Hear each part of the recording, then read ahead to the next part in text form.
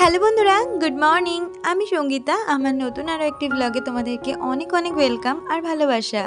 কেমন আছো তোমরা সবাই? আশা করছি ভালো আছো আর সুস্থ আছো। আমরাও না বেশ ভালো আছি। আর আজকের দিনটি হচ্ছে মঙ্গলবার। ঘড়িতে এখন বাজে ওই সকাল 7টা নাগাদ। তোমাদেরকে সাথে নিয়ে আজকে ভিডিওটা এখান থেকেই শুরু করছি। আই হোপ ব্লগটা তোমাদের একটু হলেও ভালো লাগবে। কাল রাত থেকেই আমাদের এদিকে না প্রচুর পরিমাণে বৃষ্টি হয়েছে। আমাদের এদিকে থেকে প্রপার যে কলকাতা, সেখানে তো আরও বেশি বৃষ্টি হয়েছে। বিশেষ করে এখন প্যান্ডেলগুলোর অবস্থা খুব খারাপ। আর কি জানো তো, ভেবেছিলাম আজকে রাত্রিবেলা একটু ঠাকুর দেখতে বেরোবো, কারণ আমরা না মোটামুটি ওই প্রথমা থেকে বেরিয়ে পড়ি কলকাতার সাইডটা কভার করার জন্য, কারণ এরপরে তো ভিড় পড়ে যায় আর ঠাকুর দেখা হয় না। আর আমরা বেরোয়ও ঠাকুর দেখতে ওই রাত্রি 2-2:30 নাগাদ। তো আজকে না বৃষ্টির জন্য প্রপার কলকাতার রাস্তাঘাট ভীষণভাবে খারাপ, সাথে প্যান্ডেলগুলো তো কোনোভাবেই ঠাকুর দেখতে যাওয়া সম্ভব না। তো সেটা তো পরে আসছি, আগে আগে সংসারের কথাগুলো বলিনি।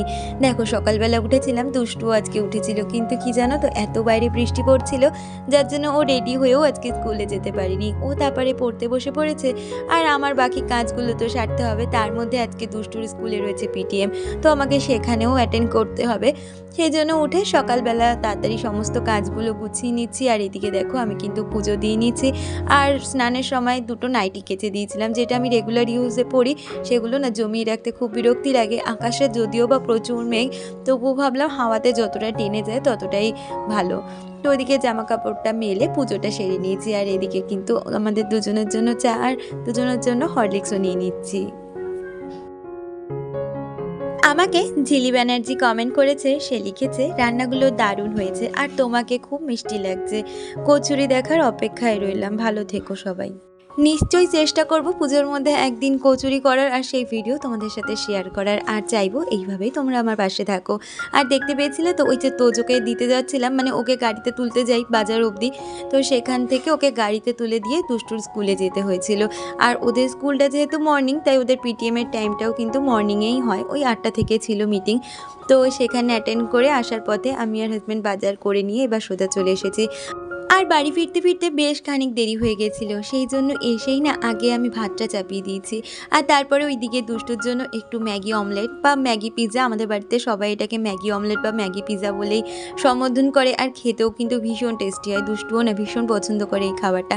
তো ওইদিকে ম্যাগিটা বানিয়ে দিলাম, আর তার সাথে না এই যে ভাতটাও দেখো আমার মাছ ধুতে দিতে হয়ে গেছে। আর এরপরে কিন্তু দুধটা জাল দিয়ে নেব, যেহেতু হাজব্যান্ড কর্নফ্লেক্স খাবে, তো সেই জন্য ওরও অনেকটা দেরি হয়ে যাচ্ছে। আর ওইদিকে আমি দুধটাও চাপিয়ে দিয়েছি আর ভাতটা উপর দিয়ে নিয়েছি, সাথে ওইদিকে কিন্তু আমার ম্যাগিটাও হয়ে গেছে। আমাকে মিতালিদি কমেন্ট করেছে, দিদি লিখেছে খুব ভালো লাগলো, এইভাবেই একদিন পোলাও রান্না করে খেতে হবে।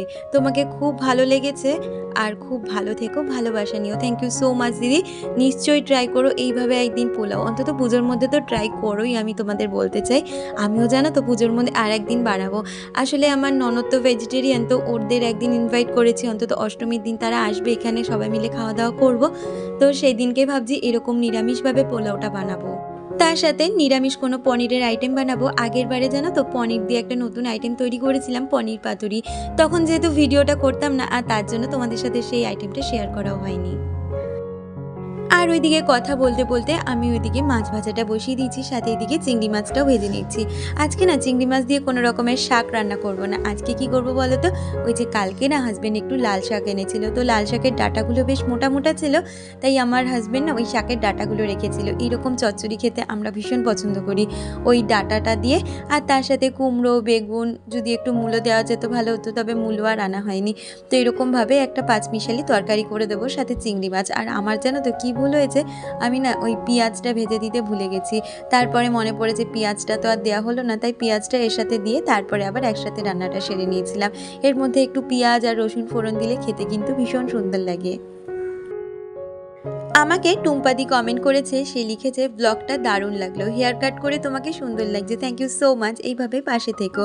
আর চিরাশ্রীদি কমেন্ট করেছে, দিদি লিখেছে রান্নাগুলো খুব সুন্দর হয়েছে, তোমাকে আর দুষ্টুকে দারুণ লাগছে, পুজোতে সবাইকে নিয়ে খুব আনন্দ করো। থ্যাংক ইউ সো মাচ, তোমরাও খুব খুব আনন্দ করো। বছরে তো এই 4টে দিনের অপেক্ষায় আমরা কত মানুষ বসে থাকি, তো চাইবো প্রতিটা মানুষ এই দিন আনন্দে থাকুক, খুশি থাকুক আর ভালো থাকুক, সুস্থ থাকুক। আর কথা বলতে বলতে দেখো এদিকে কিন্তু মাছটা ভেজে আমি মাছের ঝোলটাও বসিয়ে দিয়েছি, যেহেতু আর মাছ একটু পেঁয়াজ রসুন দিয়ে করলে খেতে কিন্তু বেশ ভালো লাগে।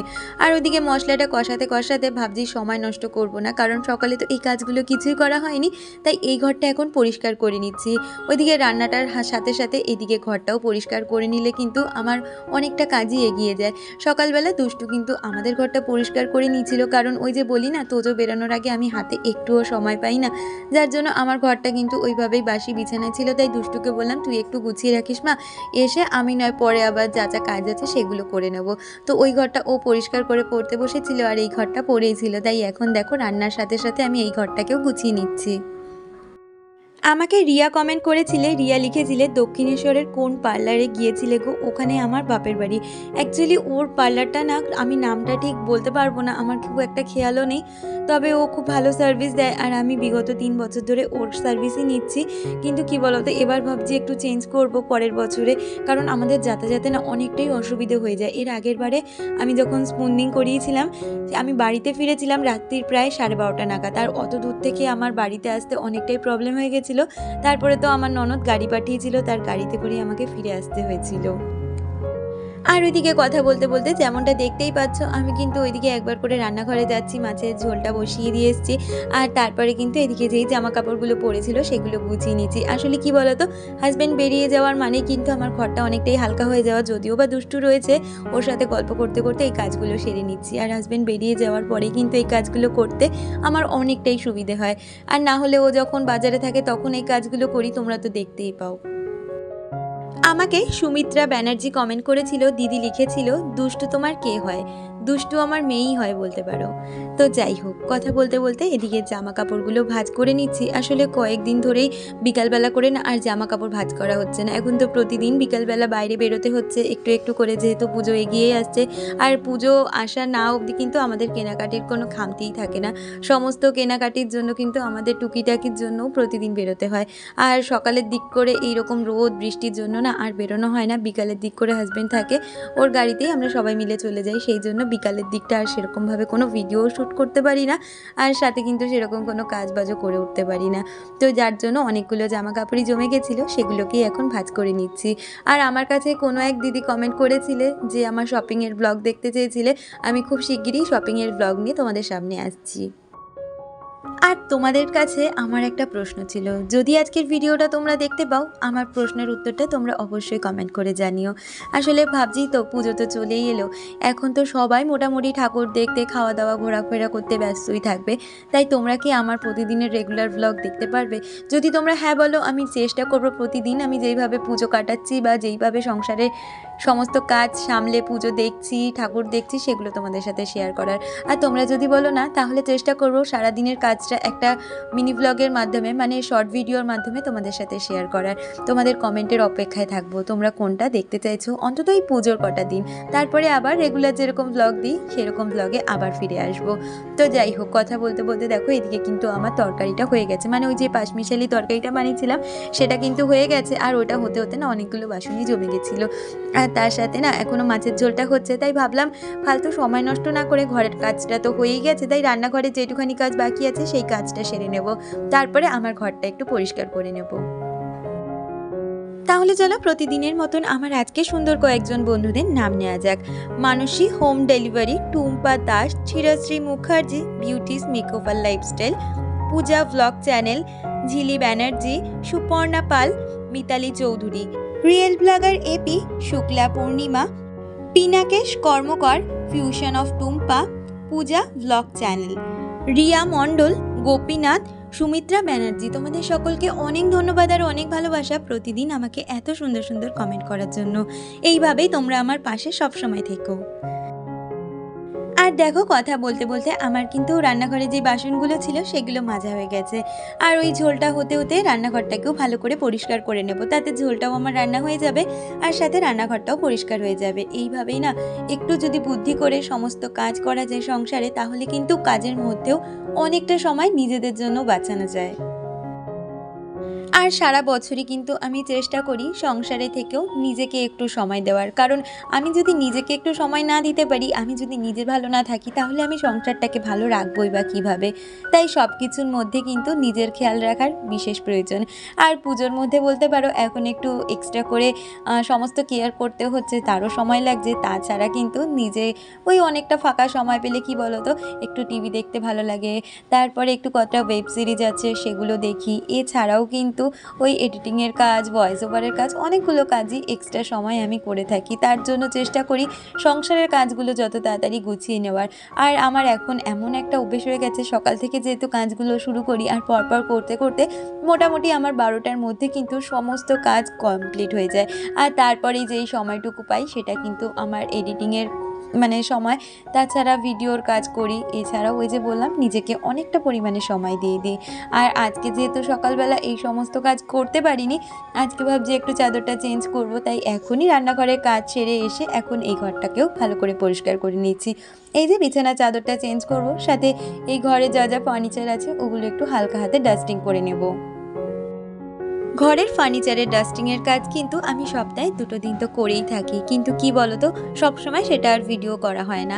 তাই আজকে একটু ভিডিও করার সময় পেলাম, যেহেতু এই কাজটা একটু দেরি করে করছি তার জন্য সময়টা আমার হাতে অনেকটাই রয়েছে।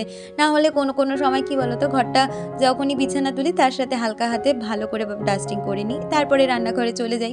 অনেকটাই কম টাইমের মধ্যে আমাকে ওই কাজগুলো সারতে হয়। আজকে যেহেতু হাতে সময় বেশি রয়েছে তাই ভিডিওটাও করে নিলাম। আর ওই যে কথা বলতে বলতে তোমাদেরকে বললাম না, আজকে একটু এই বিছানাটার চাদরটা চেঞ্জ করে নিলাম। অনেক দিন ধরেই সাদা চাদরটা রয়েছে, আর সাদা চাদর না বিছানায় বেশি দিন পাতা যায় না, মোটামুটি 3-4 দিন তো ঠিক আছে, তারপরে আর সাদা চাদরটা নোংরা হয়ে যায়। তাই আমি অল্প থেকেই চাদর ধুয়ে পরিষ্কার করে রাখি, যার জন্য সাদা চাদর কিন্তু আমার কাছে অনেকটা দিন থেকে, আর সাদা চাদর পাততেও আমার ভীষণ ভালো লাগে। আর কথা বলতে বলতে দেখো এখন চলে এসেছি বেডসাইড টেবিলটা পরিষ্কার করে নিতে। এখানে অনেক কিছু জিনিস থাকে, বিশেষ করে তোজোর জিনিসই দেখতে পারবে, ওর খেলাধুলার টুকটাক জিনিসগুলো ও সবসময় এসে আগে এই টেবিলটার উপর রেখে দেয়। তো সবসময় আমি গুছিয়ে রাখি, যতবারই গুছিয়ে রাখি, বাচ্চা মানুষ ও তো নোংরা করবে, আর গুছিয়ে রাখার কাজ অবশ্যই আমার। তাই এই যে দেখো এখন সমস্ত কিছু নামিয়ে ভালো করে মুছে নিলাম, আর তারপরে এখানে যা যা জিনিস থাকে সেগুলোকেই জায়গা করে রেখে দিচ্ছি। আর তারপরেই চলে এলাম এই যে আমার যে টিভিটা রয়েছে, টিভিটাকে ভালো করে পরিষ্কার করে নিয়েছি। কি বলো তো, এইগুলো ওই যে বললাম সপ্তাহে যেহেতু 2 দিন করে আমি পরিষ্কার করি, সেক্ষেত্রে খুব একটা নোংরা হয় না, যার জন্য কিন্তু আমি অল্প থাকতেই এই ডাস্টিং ক্লিনিংয়ের কাজটা করে নেওয়ার চেষ্টা করি। না হলে নোংরা কিন্তু জমে গেলে সেই কাজটা করতেও আমাদের অনেকটা সময় লাগে, আর অনেকটা খাটুনিও পড়ে বলতে পারো। তাই আমরা যদি কাজগুলো অল্প থেকেই করে নিতে পারি, তাহলে কিন্তু কাজের পরিমাণটাও আমাদের কাছে অনেকটা কমে যায়, সাথে খাটনির পরিমাণটাও। আর এখন দেখো ড্রেসিং টেবিলটা পরিষ্কার করতে চলে এসেছি, যেটা কিনা আমি প্রতিদিন পরিষ্কার করি। আর এতটাই নোংরা হয় আমাদের ড্রেসিং টেবিল, যার জন্য আমাকে প্রতিদিন অন্তত একবার করে হলেও ড্রেসিং টেবিল পরিষ্কার করতে হয়। বিশেষ করে এই যে পাউডার লাগানো হয়, যার জন্য ড্রেসিং টেবিলটা খুব নোংরা হয়। আর বাড়িতে পাউডার বলতে শুধু তোজোকেই লাগাই, আর আমরা তো সবাই ওই বডি স্প্রে, সেন্ট এগুলোতেই কাজ চালাই। আর বলতে পারো আমার ঘরের সবথেকে যদি বিজিয়েস্ট প্লেস থাকে সেটা হচ্ছে আমার একমাত্র ড্রেসিং টেবিল, কারণ এখানে বাইরে থেকে এসে আমার হাজব্যান্ড যেমন গাড়ির চাবি রাখে, অনেক কাগজপত্র সবসময় থাকে, তারপরে ওষুধপত্র আর নিত্যদিনের প্রয়োজনীয় যেরকম চিরুনি, বডি স্প্রে, ক্রিম, এগুলো তো এখানেই থাকে। তার জন্য এই জায়গাটা আমার ভীষণভাবে নোংরা হয়, তাই জন্যই প্রতিদিন এই জায়গাটা পরিষ্কার করে নেওয়ার চেষ্টা করি। আর দেখো আমার ওষুধের ঝুড়িটা এত ছোট হয়ে গেছে, তবুও এটার মধ্যেই রাখতে আমার ভীষণ ভালো লাগে, যাতে এখানে আমার অনেকটা জিনিস হয়ে যায় একটা ঝুড়ির মধ্যে। আর ঘরের কাজ সেরে অনেকটা সময় রেস্ট নিয়ে লাঞ্চটাও সেরে নিয়েছিলাম। আর এই দেখো আজকে সন্ধ্যের দিকে আমি আর কোথাও বেরোইনি, আজকে তোজো গেছিল ওর বাবার সাথে হেয়ার কাট করতে। আর পুজো মানেই দেখবে বাচ্চা থেকে বুড়ো যারাই হোক না কেন সবাই চায় নতুন একটা লুকে সেজে উঠতে। তোজোও কিন্তু সেরকমভাবে হেয়ার কাটটা করেছে। আর এইদিকে আজকে অনলাইন থেকে অনেকগুলো বিস্কুট অর্ডার করেছি বলতে পারো পুজো উপলক্ষেই, কারণ পুজোর সময় ননদ আসবে, বাবা দাদা আসবে, তো সেই জন্যই অনেক রকমের বিস্কুট অর্ডার করা হয়েছে। সাথে আমরাও একটু ডিফারেন্ট টাইপের টেস্ট নিতে চাইছি, যার জন্য 3 প্যাকেট তো মেরি অর্ডার করা হয়েছে, কারণ মেরিটাই আমরা বেশি খাই, সাথে অন্য নোনতা, মিষ্টি এরকম ধরনেরও বিস্কুট ছিল। তাহলে বন্ধুরা আজকের ভিডিওটা এই পর্যন্তই রাখছি, দেখা হচ্ছে পরবর্তী ভিডিওর সাথে। ততক্ষণ তোমরা খুব ভালো থেকো, সুস্থ থেকো।